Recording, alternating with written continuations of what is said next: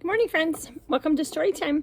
Today we're going to be reading The Couch Potato, and it's part of a series that's written by Jory John and illustrated by Pete Oswald.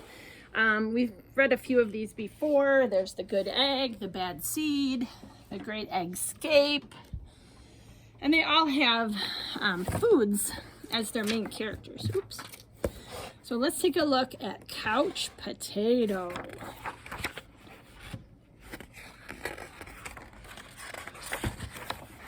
I am a potato. Not a small potato like my brother, not a sweet potato like my mother, and not a mashed potato like my Uncle Stu. I am a couch potato. Oh yeah, it's true. My favorite place to slouch is on the couch. I spend all my free time sitting in this exact spot. Why would I ever leave this comfy, cozy couch? It's got everything a potato could need. See? I have this, and this, and this, and one of these, and those, and this, and that, and these. Oh, and this. Check it out. This button activates a gadget that fetches me snacks whenever I want. Bam! Impressed? And I don't have to move an inch. Much easier than going to the kitchen. If the most important thing in life is to be comfortable at all times, then I think I've got it all figured out. But wait, there's more. I haven't revealed the absolute best part about my whole setup. Ta-da! It's everything you see in front of me. Have a look around. Take it all in. Pretty spectacular, right? Yep, it's a sea of shimmering screens from wall to shining wall. What joy! What bliss! These screens feature my favorite shows: Fries, Mad Yam, and Mashed Potatoes. This screen has all my unanswered messages. And these screens are where I play video games. And this screen is a live stream of my friend, my best spud for life. This is how my pals and I spend time together. It's much easier than trying to meet up somewhere, like folks did in the old days, that's for sure. Hey, Spuddy. Hey, Pal Tato. Yep, from this very couch, I can control everything in my life, all the time, with just a few taps and a couple of clicks. Not bad, eh? Yes, sirree, this is the life. At least, that's what I thought, until the other day. Something strange happened. There was a knock at the door. It was a delivery. Whoosh! It was my newest device, a video camera that would allow me to watch myself react while I was watching all my favorite shows.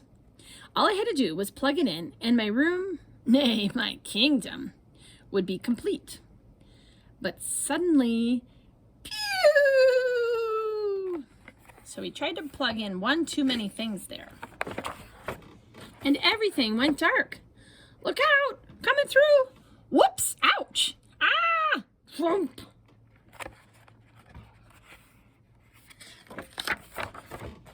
I made it to the window. I pulled back the curtains, and the sun seemed brighter than I remembered. There was nothing better to do, so I decided to take my dog, Tater, for a walk. Outside. It had been a while. Poor dog.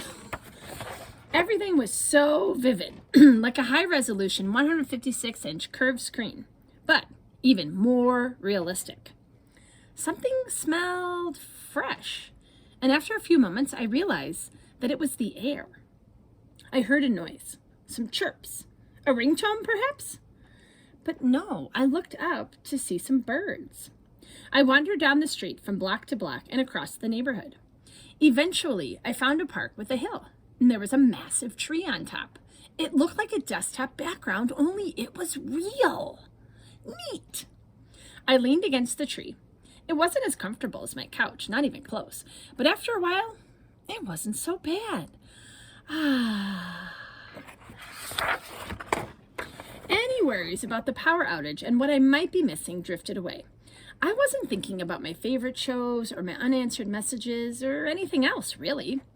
I noticed the stillness, the view, the sky, the clouds, the sunset, all those colors, my goodness.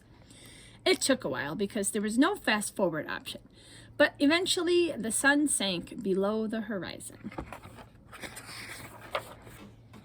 By the time I got home, the power was back on. I sat on the couch. Phew! I hit the button to brush my teeth. Scritch, scratch, scritch. I pulled the lever to change into my pajamas. Bloop! And I turned the knob to watch a bedtime story. Good night, Spud. Then I noticed my reflection in one of the screens. I wondered how much of my life had been spent in that very spot.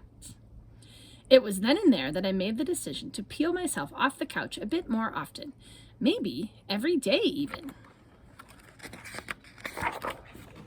And so that's what I've done. I've started hanging out with my friends, my best buddies, outside. We've started biking and hiking and swimming and hiding and seeking. Sometimes we have snacks and play board games. And sometimes we talk all day. We might watch the clouds. There's no big plan. We just see what happens.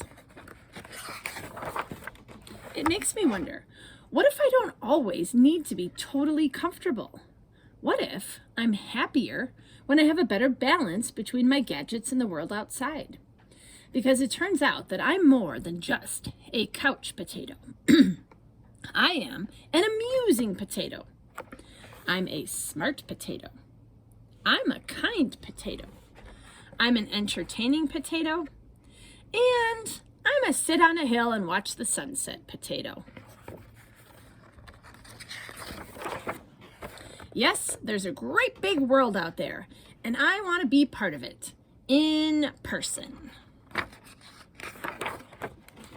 But don't get me wrong, at the end of a long day, after I've run and played and talked and laughed with my friends, I still think it's awfully nice to slouch on the couch. He's reading The Catcher in the Rye. The end. Oh yeah, so here's the other books I was talking about. And I thought that was a pretty great book about Couch Potato and how he really learned how amazing the outdoors could be, which I totally agree with. I love being outside. I like to bike and hike and ski and golf and all kinds of things. Maybe in the comments you could tell me what are a few of your favorite things to do outside. All right, friends, can't wait to hear what you have to say. We'll see you tomorrow.